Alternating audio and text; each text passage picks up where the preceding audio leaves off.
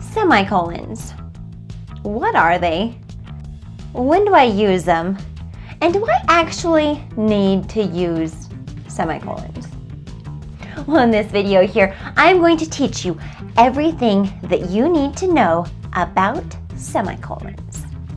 Welcome to Purely Persistent. I'm Michelle.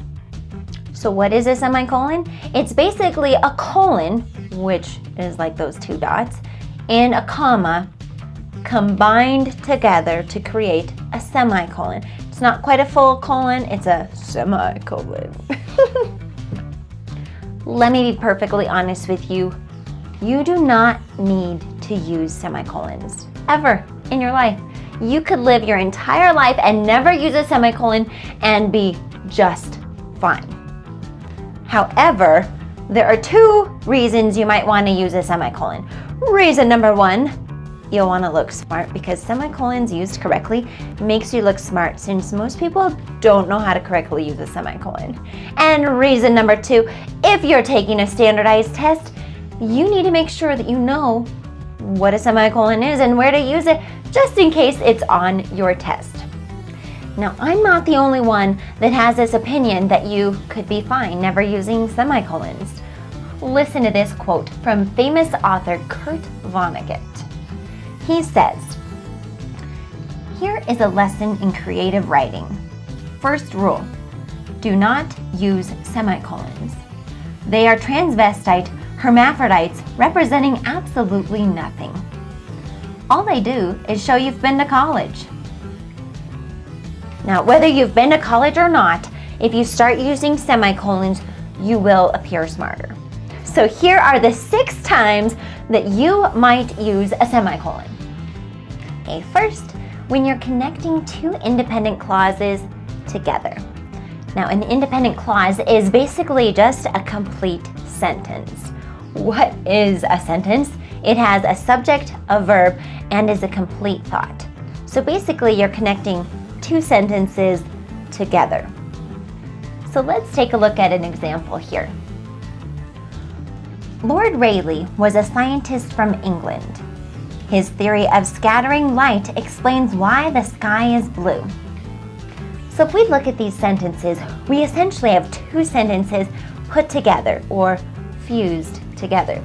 Now, we could have just used a period and that would have been fine, but we want to look a little smarter. We want to pretend like these sentences are dating, so we put them together with a little semicolon.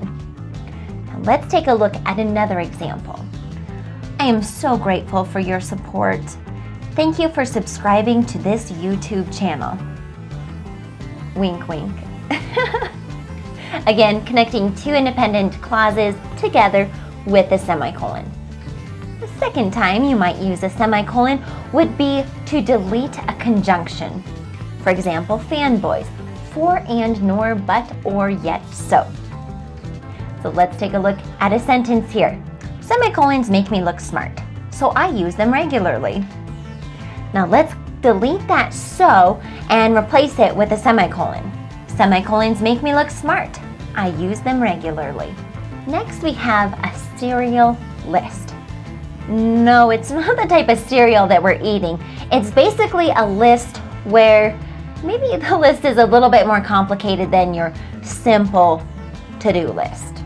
Our tour will visit London, England, Dublin, Ireland, and Paris, France. Now, we could have just put commas between all of those, but that would be going a little comma crazy, don't you think? So the semicolon in the list really helps it make a little bit more sense and separates the city name with the country. And you can also do this when you're talking about like a city and a state. Put a semicolon in between the list. Another example, using serial lists. There are 2 different ways you can achieve your high school equivalency. Take the test at a certified center with a proctor, which is inexpensive and easily accessible, semicolon, or take the test at home, which is more expensive but very convenient. Okay, next we are connecting independent clauses with a conjunctive adverb. Now, we just talked about what an independent clause is, right? A complete sentence. But now connect it with a semicolon, an adverb, and a comma. I need to go for a walk. Also, I wanted to chat with my friend on the phone. I love daisies. However, the smell is not desirable. The fifth time, and like a very important time, is to use the winky emoji. Now, some of us are not actually able to wink. Here's my best wink. So that's why I like to use the winky emoji, because it never lets me down. And finally, to get a tattoo, a semicolon tattoo. So a semicolon tattoo, according to the all-knowing internet, says that it shows love and support. Okay, so maybe it's for depression or suicide, or you've been through a hard time and you can make it through some more. That's what a semicolon tattoo supposedly represents.